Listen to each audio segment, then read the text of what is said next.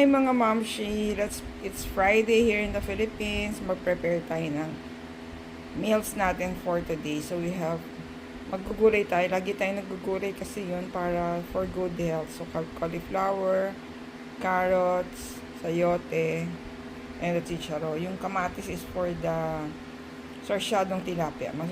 Sarsyadong tilapia din tayo today.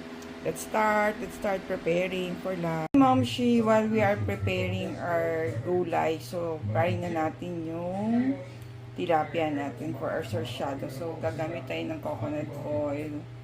So ayan, si charo pa lang yun na ready natin. We're still readying the other vegetables. Kasi we're also doing housework today. Ayan, unahin na natin tong frying our tilapia. Na-ready na natin ang pang natin, gulay and our sarsyado.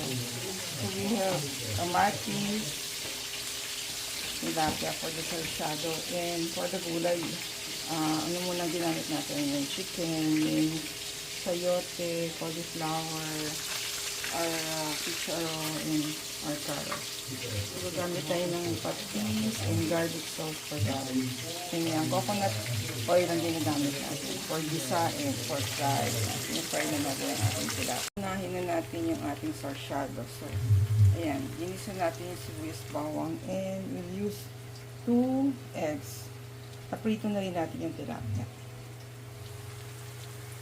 Mamshi, meron pala tayong for the sarsyado, kamatis. Lagyan din natin ng patis pagka lumambot na yan before the eggs.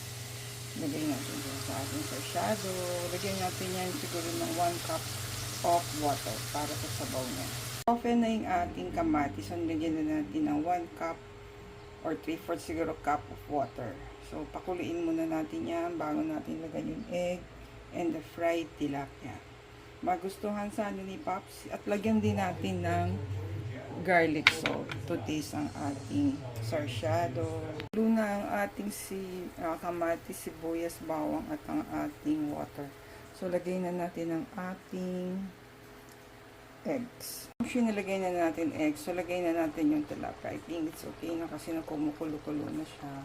Tilapia na sa ating mixture of egg, sibuyas, bawang, and kamatis. Ayan, babalik na rin natin yan for final touch. But tonight pa natin yung kakainin and the other day.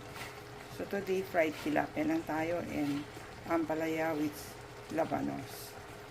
And siguro a little brown rice din.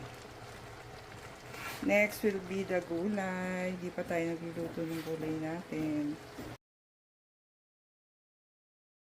Final touch of our sarsyadong tilapia. Sana magustuhan ni Popsy for dinner later. Next will be our cauliflower gulay.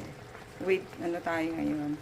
Chicken. Cauliflower, syempre, will start with sibuyas, bawang, and then our chicken. And patis pa nilagyan natin ng patis. Again, since chicken ang nilagay natin, sinasangkot siya muna natin siya bago natin ilagay ang other vegetables natin. Ang ating cauliflower. So, next will be sayote. Bago yung cauliflower, chicharo, and carrots. So, 5 minutes.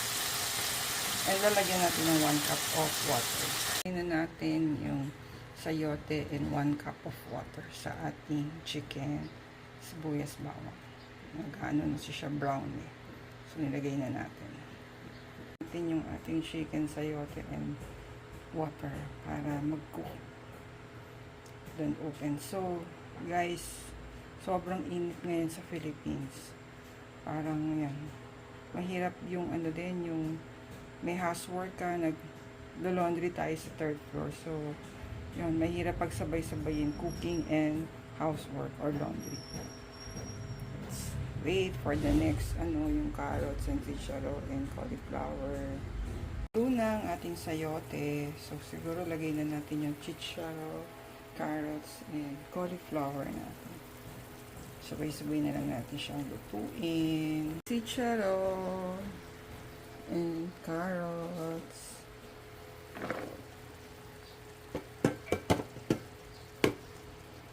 And last is the cauliflower. The cauliflower already, i-cover din natin siya para maluto ng mas mabilis. That's at observation for the past weeks na nagluluto tayo. By the way guys, after na dinagamit natin yung containers natin, hinuhugasan na natin siya. Hindi natin inaantay matapos everything. Ayan, hugasan na natin. Wala na yung iba kasi nahugasan na natin there. Ayan, para hindi ang dami ng hugasin after cooking. Unti-unti natin siyang winawash. Cover muna natin siya with chicharo, carrots, cauliflower. Nauna yung sayote. So yan pa, lambutin natin ang ating vegetable by covering it. Kita naman natin kung what's happening inside. Our cauliflower gulay, siguro in 2 to 3 minutes maluluto na siya. So, chicken na ginamit natin today, not shrimp. So, chicken, cauliflower with chicken tayo. Thank you guys for watching. See you in our next video.